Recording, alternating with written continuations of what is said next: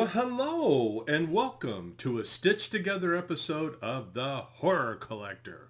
I'm your host, and I usually have an abnormal brain on me somewhere. I'm Terry M. West, also known as the hardest working horror author you've never heard of.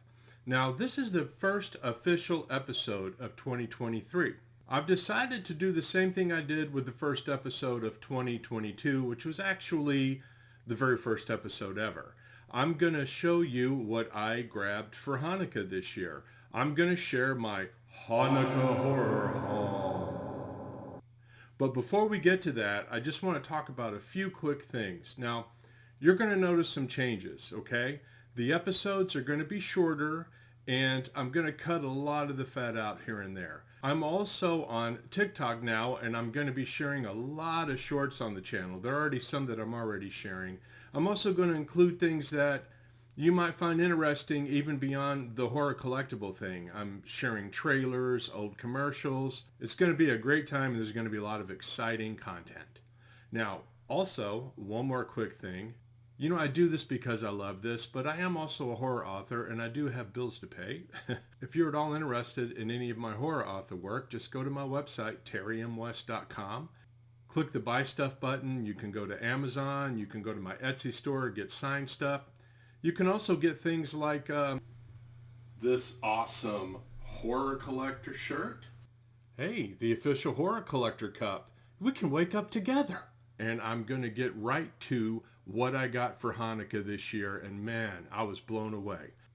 The first thing that I have to show you is something that actually is on the little background of my logo. And what my logo represents here is things that are on my horror bucket list. Things I really want to have before I kick the bucket. And I was able to score one. Now, this was my mother-in-law. She gave me a gift certificate to eBay. And I was able to score something I've wanted a very long time. I'm going to show you. The Shining soundtrack. Oh man, this is a really hard one to get. Not only is it the original soundtrack, which is very difficult to get, this is also a promotional copy, which makes it even more rare. Now the case itself is in really good shape. The record, the record itself has a couple of light scratches. I don't care about that. I have a frame coming in the mail, and I'm going to frame this and put it right up behind me. Now, the reason this thing is so hard to get, when Kubrick licensed the music for this movie, and he did that all by himself. He went out and said, I want this, I want this, I want this, because that's kind of the director he was. So he went out and got these agreements to use the music in the movie, but he did not get the agreements to put them on a soundtrack. So this went out of the market and was immediately recalled. And there are just not a lot of these out there in the wild, man. And if you see these, no matter what shape they're in, even if they're pretty beat up, and it's a good deal, I mean, you should grab it. Because like I said, there aren't a whole lot, especially the promotional copies. Now, two things that I also got for Hanukkah, but I can't really show you, although maybe I can. My wife got me a new podcast mic. Yay! I needed one too. And also this really awesome gaming chair. All right. And her and my son Terrence also got me this really crazy item. This is the Rod Serling's Night Gallery, The Art of Darkness. And man, I've wanted this for a while. It has a foreword by Rod's daughter, Anne Serling, who I've actually kind of know. I actually got her autograph on her biography about her dad. And also an introduction by Guillermo del Toro, who's a notorious, huge, fan of Night Gallery. And this book covers, the whole series. It's really beautiful, man. It's just has all the artwork, all the stories, behind the scenes stuff. Now, the funny thing about this is I asked for this a few years ago. And my wife, Regina, tried to get it for me. At the time I wanted hardcover. I requested hardcover. She wasn't able to get it, and she kept waiting for it to come back in stock, and it never did.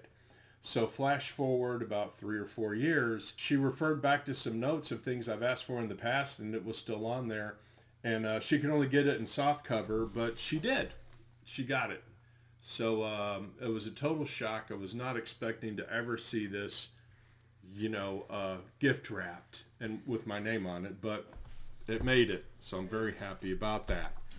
And okay, well, that's it. Like I said, I'm going to keep these short and sweet going forward, and I'm going to try to do more of them as a result of keeping the running length down. You can now catch me on TikTok. Like I said, I'd love you to go there, give me a follow. Also, real quick before I go, I just want to say, I don't want this podcast to be just a total flex on my part. I feel like I'm constantly just showing my stuff and showing my stuff. Now, I try to give you some interesting information and history behind it as well, so you get some sort of nutritional value out of it. But man, I'd really love to see your stuff.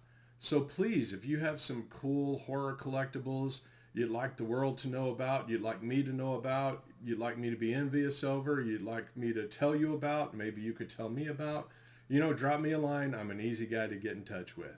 Well, that's it. I think things went really well. So until next time I see you, remember, horror collectibles can be a scary business.